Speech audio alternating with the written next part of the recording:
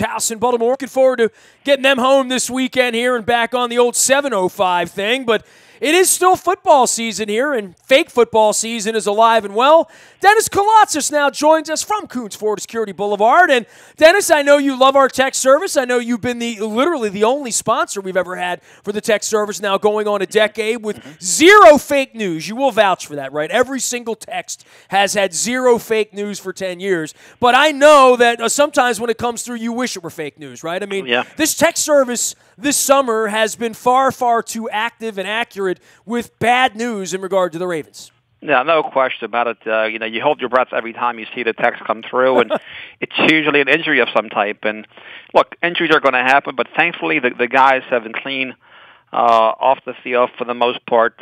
Ken Dixon aside, they've had a trouble-free offseason in regards to personal conduct matters. Well, and then there's been the injuries, which we have to recount.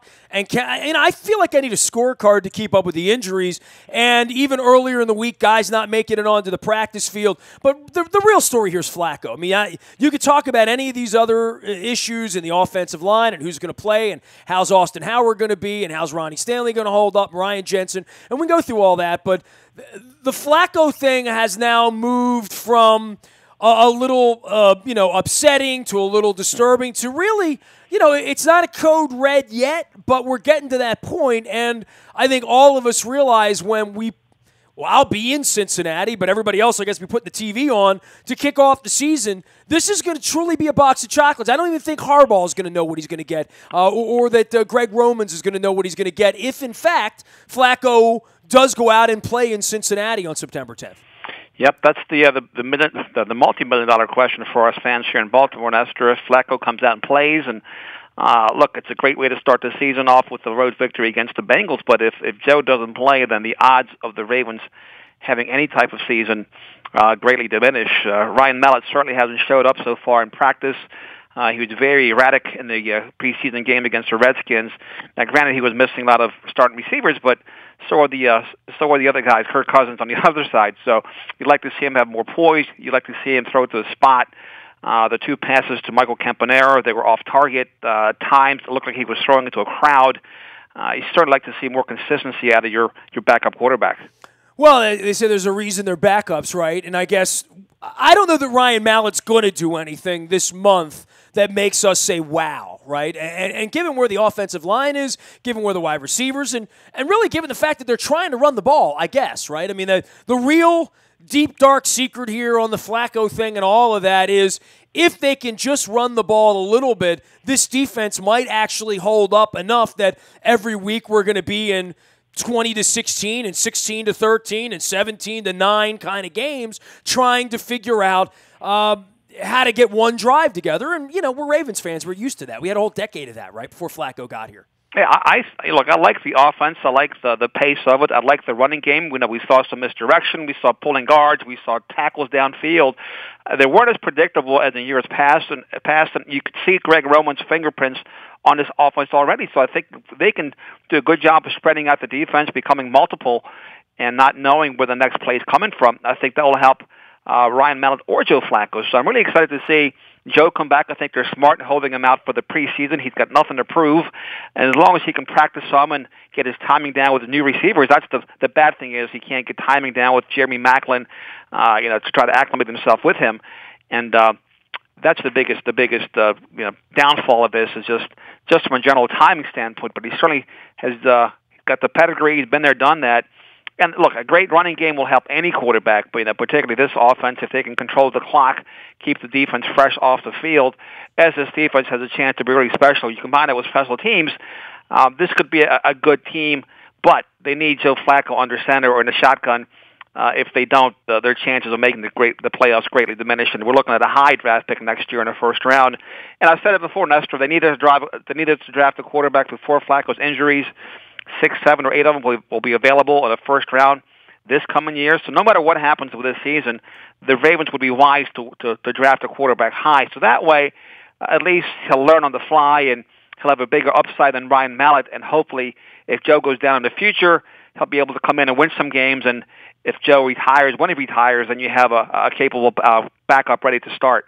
You say nothing to prove for Joe Flacco in the preseason. I think he needs to prove his health, right? I mean, that would be the one thing for everyone is to say, are you healthy enough to play the most difficult position in the world in week one? If week one were this week, he wouldn't be playing, right? I mean, we know that much. He's not capable of getting out there and doing it right now. And what's disconcerting about his injury, it's lower back, and anybody who's had a lower back injury, that sucker can flare up on you any given point in time. So that's the thing. This thing has gotten to be chronic for Joe, something he'll have to fight the rest of his career. Again, the Ravens will be very wise. I thought they should have addressed it the last year or two, and now with Joe at 32 years old, the clock is ticking. He's not Tom Brady. He's a bigger guy than Tom Brady, moves differently than Tom Brady, doesn't have the offensive line that Tom Brady has had over space and time to protect him, doesn't have Brady's release. So his style lends to getting hit at times. Sometimes he holds onto the ball a little bit too long, so he's going to get clocked again. So they're going to go as the Ravens are going to go as Joe Flacco goes, and if he can't go, it's going to be a long season. Neither will they. If Joe doesn't play, I can't see them winning more than 4 or 5 games. Well, obviously he is the concern, and if he's not right, nothing's going to be right. But, list for me what you're concerned about, what you're watching as this preseason sort of unfolds, Dennis. Certainly I'm watching the offensive line. I think that's the biggest question mark. They still have a lot of moving pieces. Austin Howard, thankfully, just started practicing. We've seen Matt Skura at left guard. Alex Lewis being out for the season, again, causes great concern. But the offensive line is the first thing I'm looking at. And the second thing I'm looking at are the receivers. They lost Tim White, a guy who flashed in practice and in the preseason game against the Redskins, but wide receiver depth, and even the starters haven't made a look on the field yet. So offensive line and wide receiver are the two biggest areas that I've watched in the first preseason game, and that's what I'll be watching in the second preseason game as well. I know in anticipation of this big preseason matchup, you've been doing a lot of fishing, and I know down there the fish of the Dolphins, that fish has stunk for a long time, I think, right? And this Tannehill thing, we talk about Flacco up here. I honestly don't know if had Joe Flacco gone down the last week of July for the year, if they would have said, we're bringing Jay Cutler in here, I don't know that anybody here would be excited about that, Dennis. No, they lured him, speaking about fishing, they lured him out of the broadcast booth for $10 million. And look, Jay's been erratic his entire career. Adam Gass worked with him in Chicago, and the Dolphins are a playoff caliber team with Ryan Tannehill. With Cutler, if they can just help him from himself, Jay Ajayi coming back from a concussion protocol, if they can run the ball, limit his throws, and keep him from turning it over, they've got a shot. He's got a great arm. He's got a good receiving core down there. But I'm like you. I would be less than excited if I knew that Jay Cutler was going to be my quarterback for 16 games.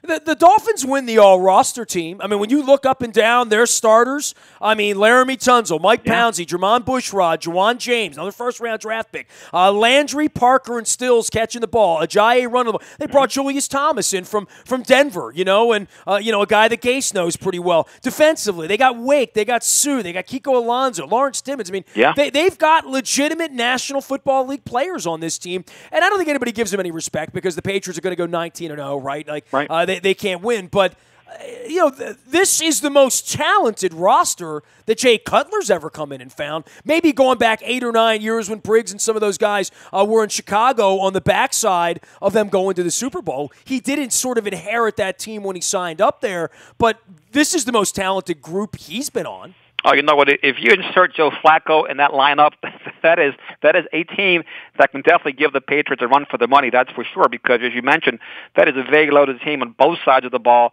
They're well coached. They're not going to beat themselves, and they are deep, deep, deep. He is Dennis Kalatzis. You can find him out on the lot of Coons Ford of Security Boulevard as well as at the SSV on WNST. That's now the Sunday Sports Voice. Heard from Thursday, 3 until 5 in the afternoon, which is a pregame show yet again this week for the big game down at the Hard Rock Stadium this week. Dennis, tell me what's going on out there at Coons Ford of Security Boulevard. Well, fishing is always good here. Anybody can come up with a great deal on our 30 acres. We're clearing the decks for the 2017s as the 2018s are arriving. We're getting ready for a huge Labor Day sale, first weekend of September. We'll have some 2018s on the ground, 2018 Mustangs, F-150s. It's always an exciting time when we're turning over the new models.